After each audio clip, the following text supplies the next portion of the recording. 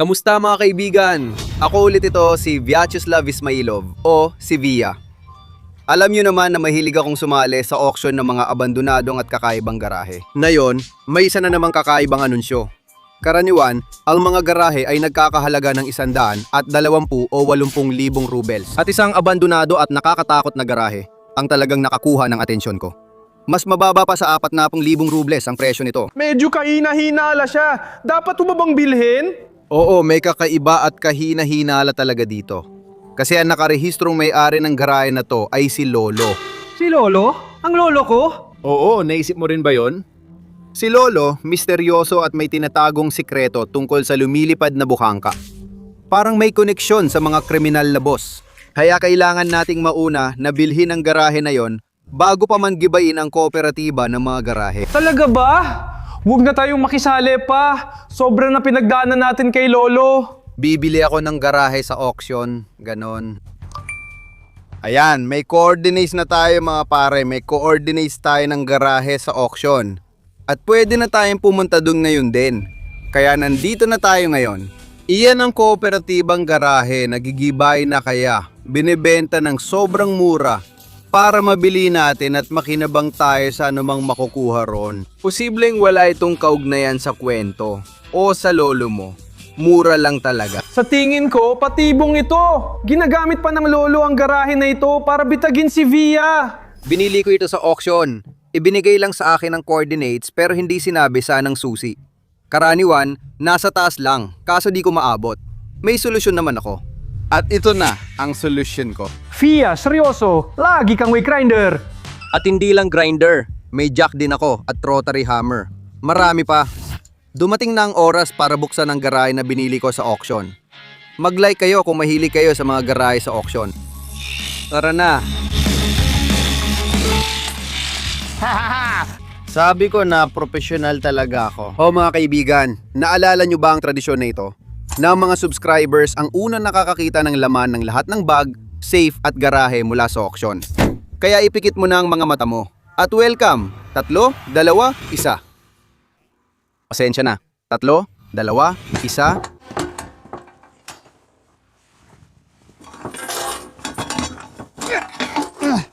Pasensya na. 3, 2, 1. O cameraman, ano na dyan? Wala akong makita. Anong ibig mong sabihin? Walang makita. Pwede ko na bang imulat ang mga mata ko? Oo, pero madilim dito. Pero handa rin ako para dito. Eto, ayan. Sige, simulan na natin ang pag-inspeksyon. Tingnan natin kung ano meron dito. Basura lang ito. Hindi sulit sa 40,000 rubles. Baka dito. Sandali. Tingnan mo ano to. Mga piyesa ito. Naririnig mo ba? Parang pamilyar ako sa piyesang ito. Mga kaibigan, tingnan ninyo. Piyesa ito ng Geländewagen. Ang Geländewagen? Oo, ng gilik. Sandali. Paano kung totoong ang Geländewagen yun ng lolo ko? Alam mo, ang weird nito. Totoo, parang hindi na lang basta coincidence to. Posibleng dati talagang pagmamay-ari ng lolo mo ang garahe na ito. At nabili ko lang sa auction yon. Walang masama doon. Meron siyang Geländewagen, kaya may mga pyesa siya ng gelik. Alam mo, para may maayos tayo kahit paano. Ang dami-daming gamit dito. Ang daming mapapakinabangan na pwedeng ibenta. Via, sobrang daming lumang gamit dito na wala pang 100 rubles talaga. Tumahimik ka nga, taga-baryo ka kasi kaya hindi mo maintindihan. Mahal at mapapakinabangan lahat ng ito. Pakinggan mo, may naririnig ako sa likod ko sa dilim. Naririnig mo ba? Sasakyan lang yan. Sigurado akong silweta ng kotse yan. Bilisan mo at hanapin kung paano buksan ang ilaw dyan. Dapat may kawad dyan o kung ano. Oh, Meron na. May flashlight na, tingnan mo may switch. Ang dami nila dito. Oh. Ayos. Uy, tingnan mo may mga diary dito. Ano to? Medyo kakaiba to. mga artikulo to mula sa ulat sa krimen. Mukhang ganun nga. Madugong gulo sa isang lihim na bar. Lahat ng to ay mga luma ng diaryo mula pa nung umpisa ng 90. Pag-atake? Gang. Gang ng mga carnapper. Gang ng mga carnapper. Mga manloloko. Kriminal din ang lolo mo, di ba? May connection ba siya sa mga kotse at ganitong usapan? Pero hindi pa rin yung klaro. Baka undercover siya noon sa KGB. Hindi ko rin alam. Sigurado akong kilalang kriminal ang lolo mo. At maaaring pati ang may-ari ng garahe noong dekada 90. Kahit ano pang mangyari, masama ang naging resulta ng kwento tungkol sa Geländewagen at kay Lolo. Tara na. Anong ibig mong sabihin na umalis? Hindi pa nga natin alam kung anong klaseng sasakyan na nabili natin sa halagang 40,000 rubles. Wala pa tayo natatagpuan. At ito, mukhang mga bagong ebidensya ito. Ang lahat ng ito ay napakakakaiba. Tingnan mo, ang luma ng radyo na ito. Pero grabe, ang ganda ng two-way radio na ito. Alam mo, ang ganitong two-way radio ay nakakakuha ng malalayong signal at ginagamit ng espesyal na ahensya. Halimbawa ng KGB at iba pang mga lihim na unit. Via, sigurado ka bang gumagana pala to? Ang luma kalawangin na. Alam mo, tama ka dyan. Lahat ng kagamitang to ay mula pa sa Unyong Sobyet. Siguradong sigurado. Pero grabe, ibig sabihin, pati kotse Sobyet din. Baka Zhiguli. Kahit na ang Zhiguli ngayon, sobrang mahal na rin. Sige, tara, tingnan natin kung anong meron sa kotse na to. Kahit na ang garahe ay pag-aari ng lolo mo at may delikado siyang koneksyon sa kwentong ito, hindi naman ito inaalis na ako ang bumili nito, tama? Nagbayad ako ng 40,000 rubles, kaya ibig sabihin, akin din ang kotse na to. Pero ganon din ang inisip mo sa Geländewagen. Akala mo, nahanap mo siya sa gubat, kaya yun na siya. Pero dumating si Lolo at kinuha niya yun sa'yo. O, tinan mo ang alikabok ng bagay na ito. Tara, tulungan mo akong alisin ito at ipakita sa mga subscribers kung anong kotse ang nabili natin sa auction sa halagang 40 rubles lang. Lahat ng laman ng bawat binubuksan natin sa Zisnvia, unang napapanood ng subscribers. Kaya 3, 2, 1. Grabe, ito ay isang kaban. Ito ay isang kaban.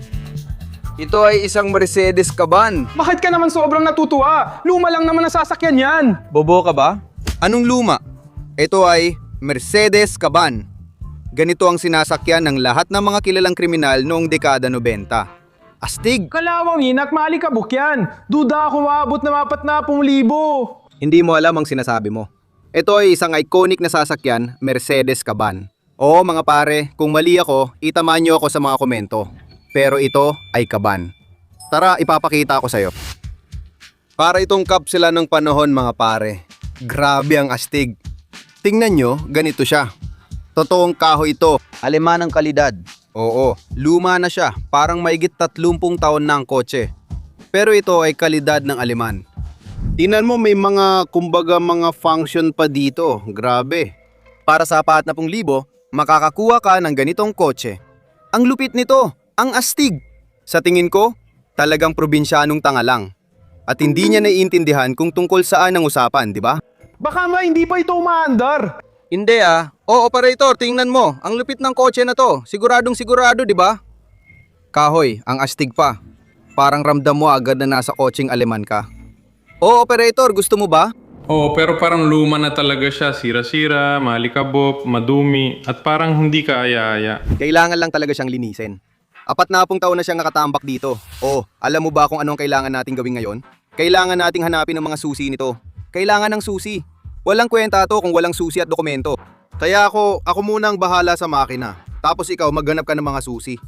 Ay, ang hood. Paano ito bubuksan? Ganito. Teka nga. Anong klaseng kawad dito? O para itong panaginip na gawang Aleman! Malakas na Mercedes!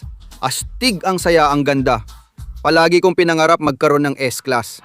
Totoong S-Class. Isipin mo, bata ka pa at nagkaroon ka ng S-Class. Oo, ano pa masasabi mo? Kung walang papeles yan, hindi yan naabot ng 10,000. At nakakarburador pa. Mercedes, buy my carburador. Grabe, totoo ang karburador. Mas maganda pa nga ito. Bakit? Hindi mo na kailangan mag-alala sa kuryente. Basic lang ang karburador at madaling ipayos kahit saan. May nag-eksperimento kaya malamang hindi na umandar ito. Para mapaandar natin, kailangan natin ng susi. Pero bakit pa natin kailangan ng susi kung may carburetor naman dito? Bakit pa natin kailangan ng susi kung hindi naman siya umaandar? Bakit na ba? Para may benta natin to. O kaya para may Mercedes ako, magkakaroon ako ng Jelic at Mercedes. O ano? Ha? Anong masasabi mo? Wala pa nito si Misha Litvin. Jelic at Mercedes. Gets mo? Ako ang pinaka-astig. pinakadelikado. May nahanap ka na ba ha, taga baryo? Sabi ko hanapin mo ang mga susi. Nahanap ko na. Sigurado magugustuhan mo ito. Mas maganda kaysa susi. Ayos. Ito ang mga plano ng lumilipad na bukangka. Isa pang patunay na nandito si Lolo. Tama. At ito ang mga litrato mula sa pagsubok ng lumilipad na bukangka. Sige. Ibig sabihin, tama ang lahat. Sa totoo lang, kay Lolo talaga ang garahe na to. At dahil gigibain na ito, kaya binibenta ito ng mura. Ayos! Iingatan natin to. Via, ito lahat ay mga lihim na dokumento ng KGB. Paano kung binabantayan ng gobyerno ang garahe na ito? Paano kung alam nila kung saan ang kanyang tagulugar? At maaaring biglang dumating dito ang mga ahensya ng gobyerno o si Lolo at siguradong magagalit siya kung tayo ay... Kalma ka lang. Matagal lang nabuwag ang KGB. Wala na yon. At syempre, lahat ng ginagawa nila ang lahat para maitago ang totoo tungkol sa lumilipad na buhangka. Pero malalaman at mahahanap pa rin natin. Itago mo muna, pero hanapin mo ang mga susi. Naiintindihan? Susi, nasaan na? Oh, tingnan mo. Ito ang lolo ko at ang tanga mong G-Wagon. Totoo nga. Grabe, si Lolo kasamang G-Wagon. Yun ang anunsyo ng lolo ko sa kanyang garahe na yan. Sigurado na to. Ngayon, nagkakaugnay na lahat. Totoo, si Lolo kasamang G-Wagon. Grabe, delikado talaga to. Kailangan na nating umalis dito. May mga papeles pa ako nakikita dito. Mamalumang mapa yata to. Baka ito ang lokasyon ng mga taguan ng mga bandido. Baka may pera doon o kaya mga garahe na may mga kotse. Sige. Telepono.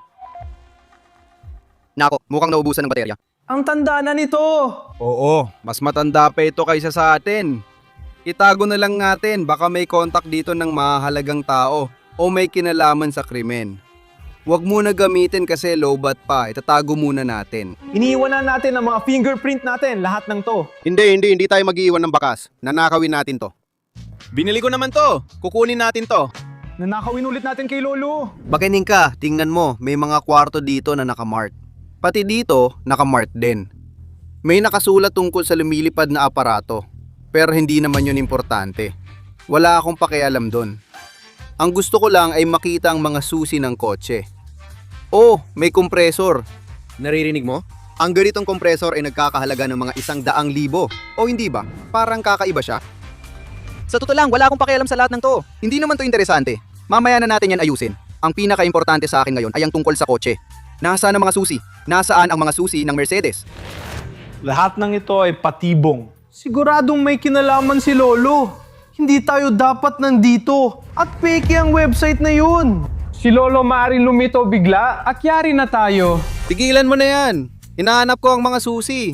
Hindi peke ang website na yon. Palagi akong bumibili ng garahe dun sa auction. At saka, sa totoo lang, hindi ko kailangan ng susi. Karburador ito. Tama, operator, di ba? Karburador na makina. Na yon, maayos na ang lahat.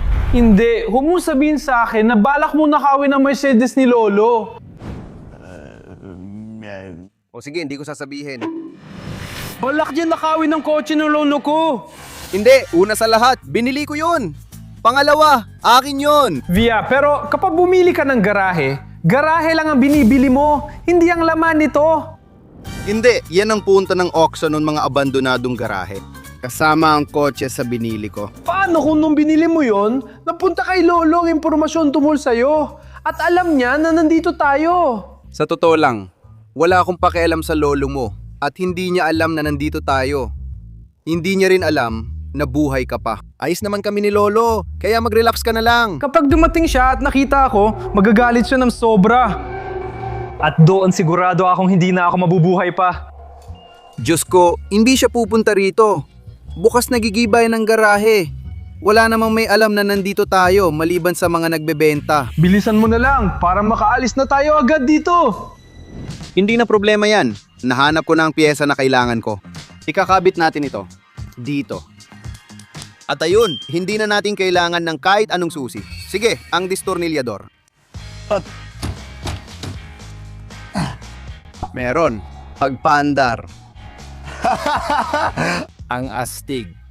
Sige, subukan natin. Umandar na. Umandar na, narinig mo ba?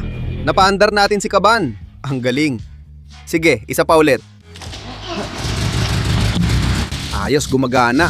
Pero bakit lagi namamatay makina niya? Bulok na karburador. Bia, ano yun? Anong kakaibang tunog yun? Galing ba yan sa radyo? Ganyan talaga tunog ng tracking. Trekking? Mahahanap na ba nila tayo? Natunto na ba nila tayo? Kapag na-trace ang radyo, ibig sabihin, malapit na nila itong matagpuan. Mga espesyal na ahensya, hindi talaga. Hindi ko alam. Kailangan nating umalis dito. Naririnig mo ba bumubukas ang gate? Sino yon? Lintik. Ayos ah! Nakakagulat naman. Apo at Via. Oo. Sorpresa! Alam ko na, mahuhulog kayo sa aking bitag. Sabi ko na nga ba, bitag lang lahat ito.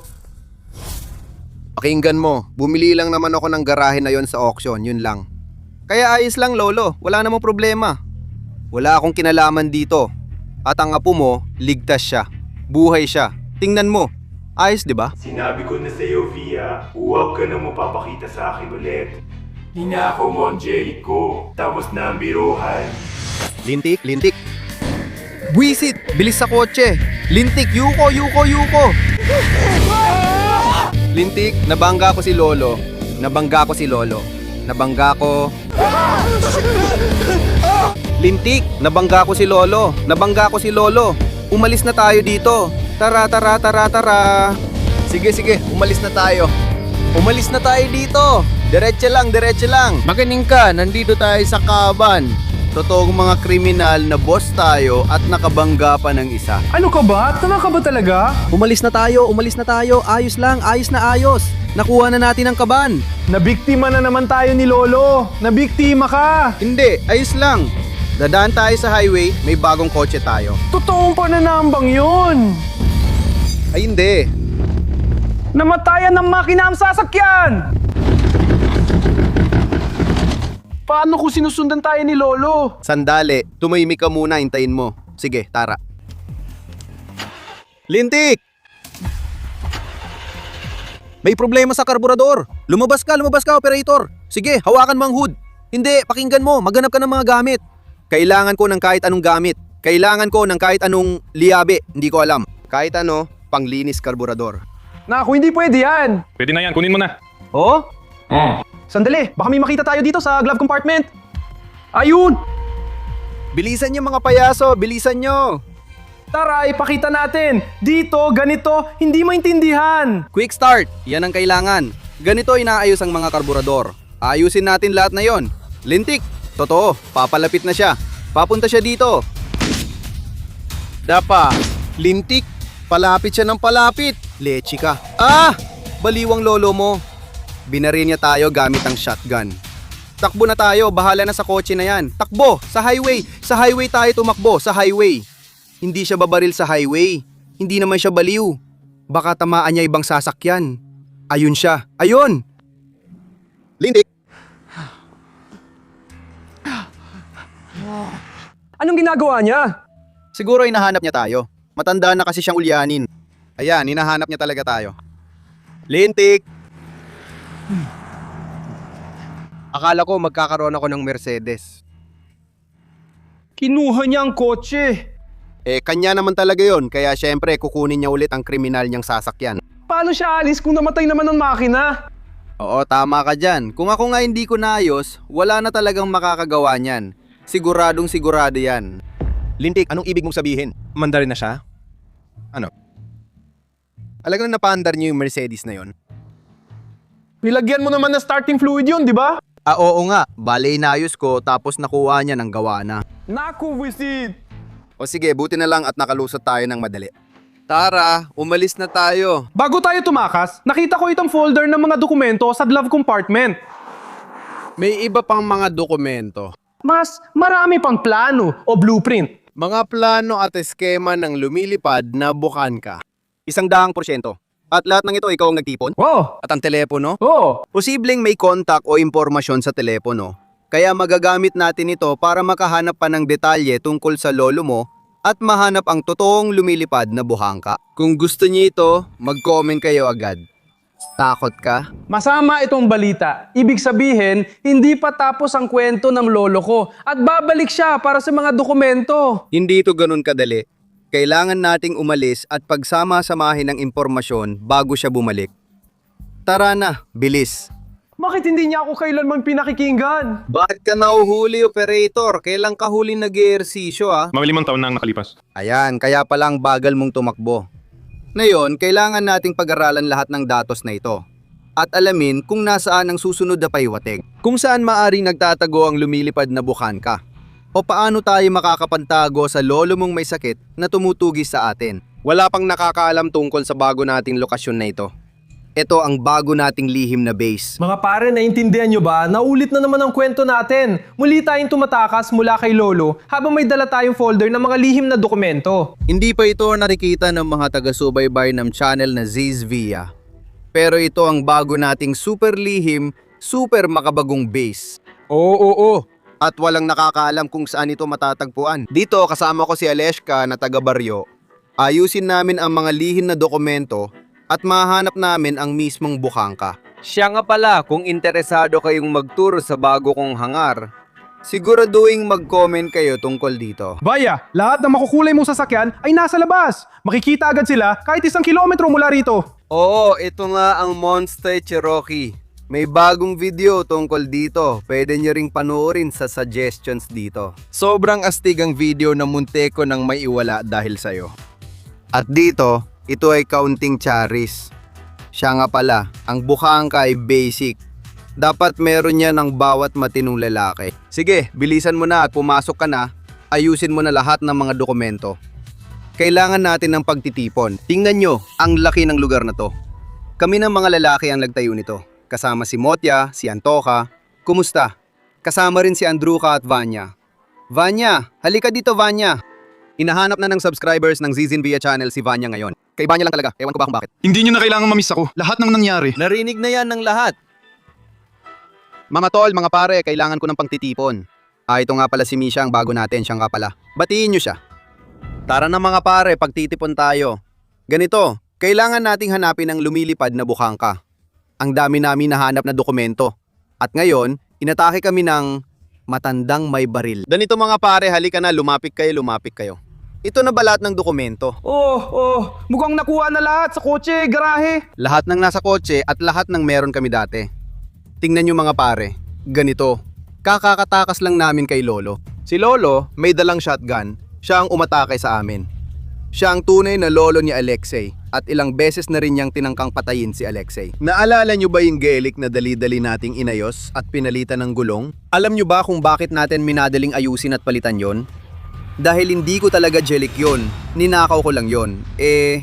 Parang ninakaw. Grabe. Nakita ko lang siya sa gubat. Iba naman yun, tama ba? Hindi ba? Hindi. O panurin nyo na lang itong video mga pare. Million na ang views. Kayo na ang humusga at mag-comment kung ninakaw ko nga ba o hindi ang gelik ni Lolo. Lahat sila, sa totoo lang, bumuto na ipagpalit ako sa gelik. Oo nga, tama, totoo. Itong gelik na ninakaw ko, gusto nilang kunin muli sa akin. Pero pinili ko ipagpalit kapalit ni Lyoshka. Tama ang ginawa ko, di ba? Basta, pagkatapos nun, dapat papatayin si Lyoshka. Pero aksidente ko siyang nailigtas. Anong ibig mong sabihin? Ibig sabihin, hindi mo ako sinadyang sundan? Oo, parang ganun.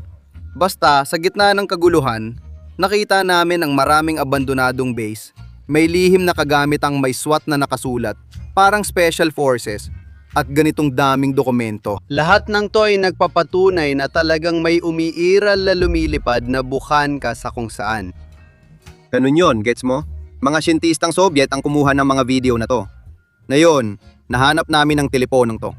Oy, wag mo nang isuksok yan kung saan-saan. Pwede mo ba i-charge? Baka may mga kontak o anumang kapakipakinabang dyan. Naiintindihan mo? Wala tayong ganun charger. Ganito, ibigay mo kay Andre. Alam niya yan, may ganun din siya. Kailangan natin pag-aralan lahat to. O Anton, Si Anton, siya ang pinakamatalino sa atin. May mataas siyang pinag-aralan. Seryoso ako rito pero puro biro kayo. Lesha, sabihin mong totoo lahat ito. Oo nga, tigilan na natin ang paghahanap sa lumilipad na Bukhanka na yan. Sige na, umalis ka na, huwag kang makialam. Sang-ayon ka ba na kailangan nating hanapin ang lumilipad na Bukhanka? Siyempre, isipin mo paano tayo lilipad dyan. Hindi na kailangan katakutan ng lubak. Hindi ako lilipad. Ikaw, Vanya. Hindi, manonood na lang ako mula sa ibaba. Baka biglang may mahulog, kailangan pang hilahin, tatakbo na naman gamit ang mga lubid. Hindi, sa ibaba na lang ako. Misha? Wala akong kinatatakutan. Misha, ayos na. Sobrang galing. Ang saya. Sa madaling salita, ganito. Hatiin natin ang mga gawain. Sino ang marunong magbasa? Si Anton ang pinakamatalino. Ayos! Sige, Anton ang magbabasa. Kayo naman, tingnan nyo ang lahat ng larawan at kunin mo para aralin. O sige. Heto pa ang mga larawan, mga drawing ng jet na Bukhanka na lumilipad. Kung nakapagtapos ka, tingnan mo ang mga formula at kalkulasyon at pag-aralan mo lahat. Tingnan mo. Misha, ngayong araw may nakita kaming parang plano ng bitag o kung ano man ito. Malamang gawa ni Lolo, dating bandido. Kailangan mong pag-aralan ito mula sa pananaw ng kriminalistika. Ayos ba? Oo. Tingnan mo, may visual na anomalya rito. Eksperimento, lumilipad na Bukhanka. Tumaas ang presyon sa makina. May UAZ ka, di ba? Pareho lang makina. Oo, ganun nga. Oh, hawakan mo na at ikaw nang bahala. Lesha, luma ng mga mapang ito. Dati na namin ginamit. Akala namin nandito ang Bukhanka pero wala. Hindi kami natulungan ng mga mapa. Pag-aralan mo, ano ba talaga yon? At ito na lang ang natira para sa akin. Akin na lang ang 2 papel na ito. Ngayon lang namin nahanap, listahan ng lokasyon. Pero birilugan ang hangar 3. Sa pangalawang papel, nakatala rin ang lokasyon ng hangar 3. Sasakyang panghimpapawid at mga koordinada. Sige, halika dito. At ikaw rin, taga-baryo, halika dito. Hangar 3 mga koordinada, sasakyang panghimpapawid. Paano kung nandoon ang Bukhanka? Lumilipad dito. Ibig sabihin, sasakyang panghimpapawid. Pakinggan mo, tuwing pumupunta tayo sa mga nakamarkang lokasyon, palaging may bitag at si Lolo doon. Ano may yon? Gusto ng subscribers na mahanap natin ang lumilipad na Bukhanka. At bilang team, gagawin natin. At gusto ba talaga ng team na hanapin yun? Oo naman. Siyempre gusto nila. Ako lang ba ang ayaw dito? Ibig mong sabihin, laban ka sa grupo? Yan ba ang gusto mong sabihin o ano? Hindi. Sige na mga pare, tara. Kunin na natin ang mga dokumento, lahat ng larawan, lahat ng yan kailangan nating pag-aralan. Para sa ating mga taga-subaybay, sa mga susunod na video, siguradong mahahanap natin ang lumilipad na Bukhanka. Posible yon. Kung sakaling kailangan, backupan nyo ako. Andrew, aralin mo ito. Bakit ka kumukuha ng litrato gamit ang patay na teleponyo? Wala namang camera dito. Kailangan natin itong i-charge at baka may mga text, usapan o mga contact doon. Lahat ng yan, pwedeng kasabot ng matanda. Pwede na talaga silang magbigay sa atin ng anumang pahiwatig. May mga bagay tayong matutuklasan tulad ng nang nahanap natin si Doktor kamakailan. Si Doktor. Si Doktor Manya, nasa nagsusupply ng mga organ sa lolo mo. Ayun ito na ang ating gawain. Motya, ikaw ang pinaka-pinagkakatiwalaan ko. Huwag mong iwawala ito. Yun lang. Pupunta kami ron kapag nakaabot ng 10,000 likes ang video. Kaya mag-comment at mag-like kayo at ipagpapatuloy namin ang epic na investigasyon kasama ang buong team para sa inyo. Kasama nyo ako, si Vyacheslav Ismailov o Via at ang buong team ng Zizn Via. Magkikita tayo muli sa lalong madaling panahon. Epic talaga ang video ngayon. Kasama pa si Vadim Shlak.